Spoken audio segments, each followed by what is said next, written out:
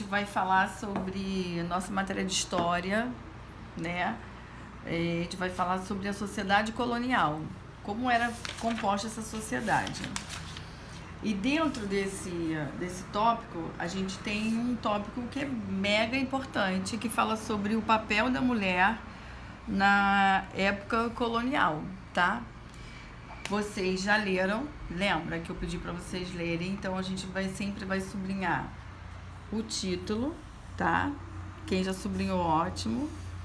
E quem sublinhou o que eu não sublinhar, não tem problema nenhum, lembrem disso, sempre. Então vamos lá. Vocês leram que a partir de 1550 começaram a chegar na colônia portuguesa as mulheres vindas da Europa, brancas, ou seja, elas vieram para cá para poderem se casar com os donos das terras, tá? Para tomar conta das famílias, para criar os filhos, para ajudar nas tarefas domésticas. Elas não eram vistas como pessoas que davam opiniões, que participavam dos assuntos de política, economia, nada disso, tá?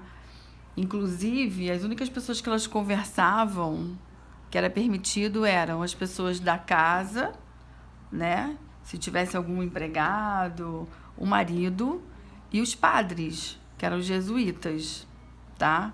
Elas podiam seguir a própria religião, mas normalmente todas eram católicas. Naquela época, os europeus eram católicos e elas tinham muita proximidade com os jesuítas, que eram os padres, tá?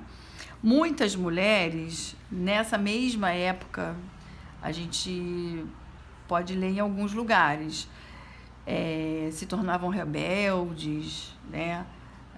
Abandonavam o marido porque não existia o divórcio, enfim.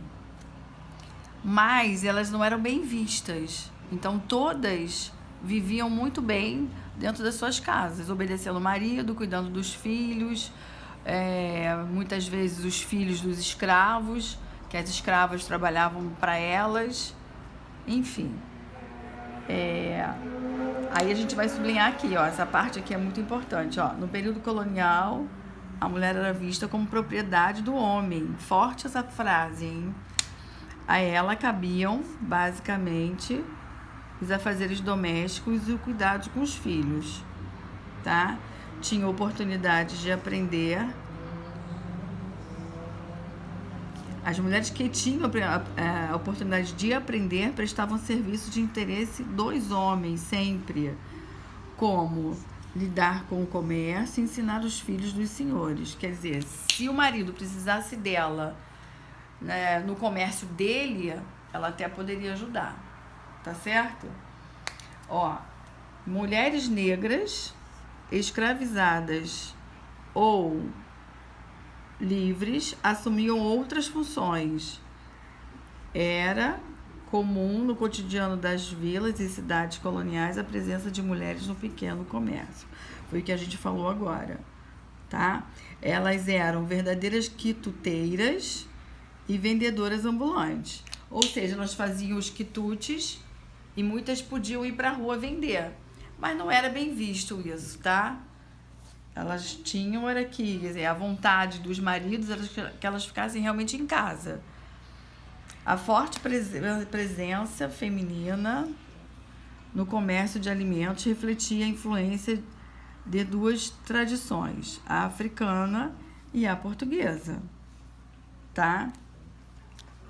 Então, desse tópico aqui, a mulher no período colonial, é importante que vocês tenham isso em mente, que a mulher naquela época não tinha vez, tá? Não tinha voz ativa, e as que tinham eram banidas da sociedade, tá ok? Então é isso.